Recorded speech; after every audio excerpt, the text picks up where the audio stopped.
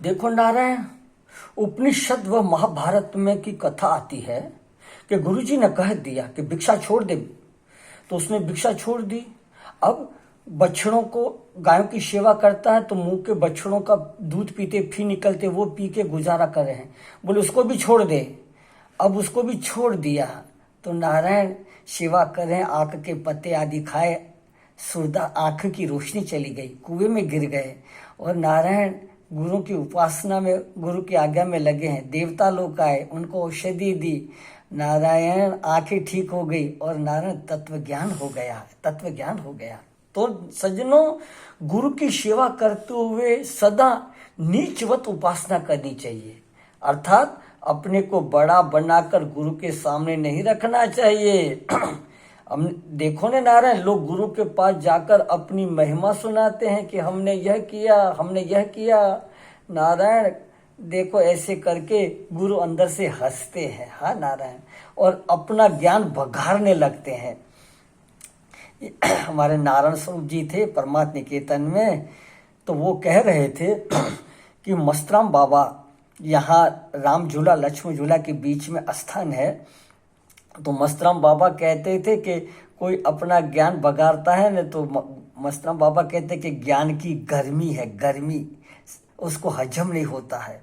तो हमेशा गुरुओं के पास माना छोटा बन के रखना चाहिए, हाँ, नीचवत माना छोटा बन करके उनकी सेवा में रहना चाहिए। तो देखो सज्जनों, किसी वाहन पर, गुरुजी किसी वाहन पे चल रहे हैं, सैया पे बैठे, आसन पे बैठे, तो उनके बराबर कभी ना बैठे नारायण, और चले तो उनके पीछे चले, और बहुत दूर भी ना चले, और गुरु के बगल में ही चले, कि न जाने कब गुरुजी जो बात कहे हम सुन करके उनकी सेवा में लग जावे। अपना सामान हाथ में न रखे, हाँ, सदा हाथ खाली रखे, तो जो गुरु की आज्ञा करे, और नारायण वो सेवा में तत्पर हाजिर रहे, हाजिर रहे। नारायण महाराज, मैंने आपको सुनाया है, ये बात सुनाई है नारायण, सुनाई है मैंने आपको, संगतिवश फिर सुना रहा हूं। यह शरीर ने, जिनका हम आप चित्र देख रहे हैं पूज्य घाट वाले बाबा का, उससे हमने पूछा कि बाबा ये सेवा करना जरूरी है? तो बाबा ने कहा हाँ जरूरी है। हमला क्यों? तो कि सेवा करता तो मालूम पड़ता है कि ये अधिकारी है कि नहीं है। हाँ नारायण, तो अधिकारी है कि नहीं है मालूम पड़ता है।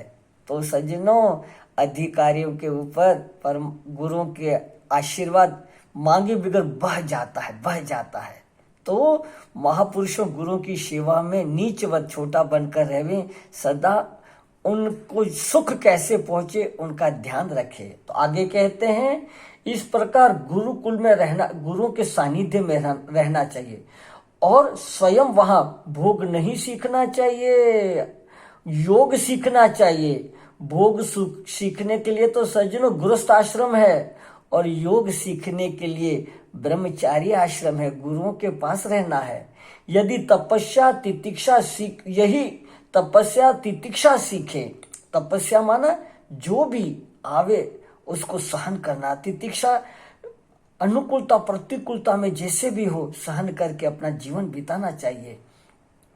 तो केवल अक्षर सीखने के लिए नहीं रहना है सज्जनों, या आचरण सीखने के लिए होता है, आचरण भी सीखे।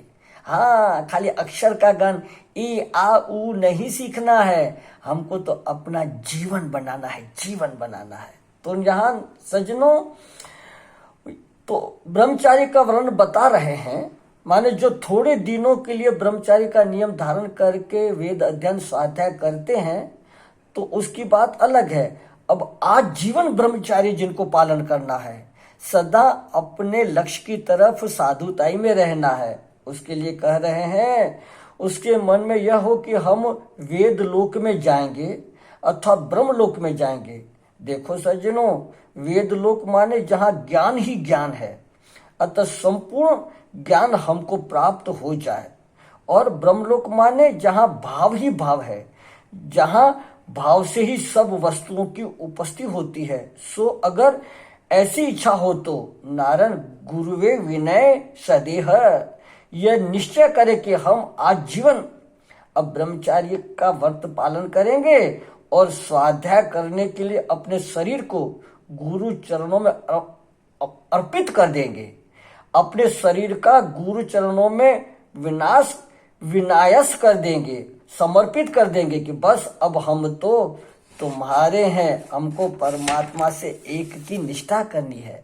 तो नारायण, आज जीवन ब्रह्मचार्य का पालन करना हो तो ज्यादा सावधानी रखनी चाहिए। नारायण, अग्नि गुरु अपनी आत्मा और संपूर्ण प्राणियों में एक परमात्मा को देखे, पृथक दृष्टि न करे।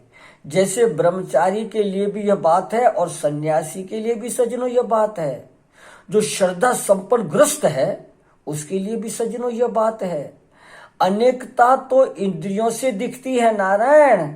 आंख रूप देखती है और कान शब्द सुनता है और त्वचा स्पर्श बताती है, नाक गंध बताती है, जीभ स्वाद बताती है। तो यदि इन्हीं इंद्रियों के द्वारा दिए हुए ज्ञान में अगर लगे रहेंगे तो सज्जनों परमात्मा ज्ञान तो नहीं मिलेगा नारायण। उसी में ही चक्कर लगाते रहेंगे, स्पर्श रूप रस गंध में ही घूमते रहेंगे।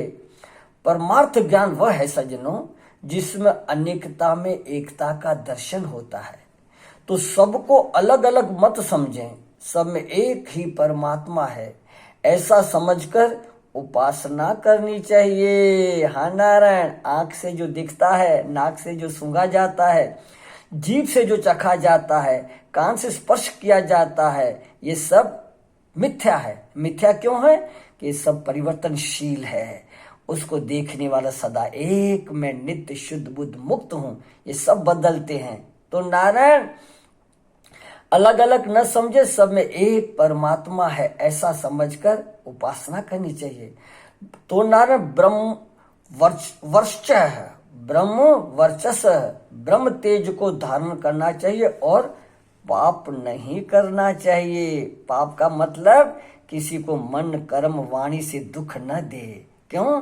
कि सब में परमात्मा है। हाँ नारायण, देखो सज्जनों, गुरुकुल में वास करने से जो पहले कर्णवादिक ऋषियों के आश्रम में ये वर्णन आता था कि लड़कियां और पुरुष सब साथ में रहते थे।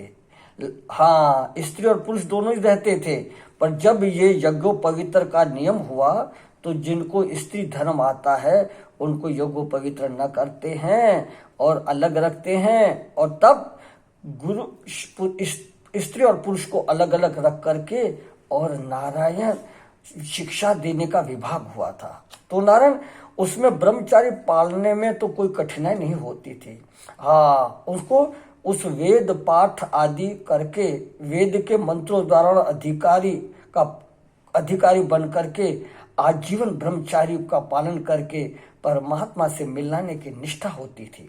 तो नारायण, तो सज्जनों, ऐसी तरह जीवन निभाने से अपना जीवन आगे बढ़ता है।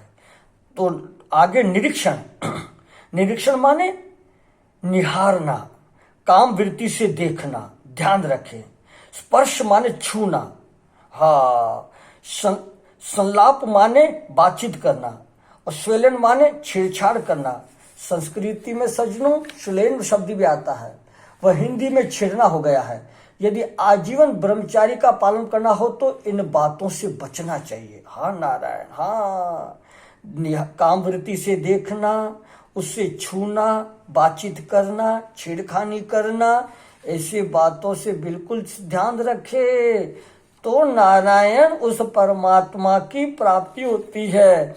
हम तो ब्रह्म हो गए, हम तो ब्रह्म को जो भी करे वो सब छूट होती है, क्योंकि ब्रह्मवेता निष्ठ वो होता है, सब ब्रह्म देखता है, उनको पाप पुण्य नहीं लगता। ऐसे चक्कर में न पड़ना चाहिए। हाँ नारायण, कहते हैं जो कर शाल ओढ़े मृग चाला करे, जो करे सो सहज में सो माई का लाल। ऐसे चक्कर में न पड़ करके आजीवन ब्रह्मचार्य रखना है। तो देखो न कैसे संत हमारे जैसे पूज्य बापू लीलाशाह जी देखो सादे कपड़े पहनते थे और हमेशा एकांत में रह करके भजन करते थे। हाँ नारायण, स्त्रियों के समुदायों में आश्रमों में न रह करके हमेशा एकांत वास करते थे। क्यों? कि उन्होंने व्रत ले लिया था आजीवन ब्रह्मचार्य का। हमारे देखो घाट वाले बाबा का भी जीवन एकदम सीधा साधा, क्योंकि परमात्मा के सिवा किसी से भी उनका एकता का कभी ख्याल ही नहीं रहा। ऐसी आश्चर्यजनक बातें उनके जीवन में भी हमने देखा था। तो सज्जनों, इस बात को आगे विचारते हुए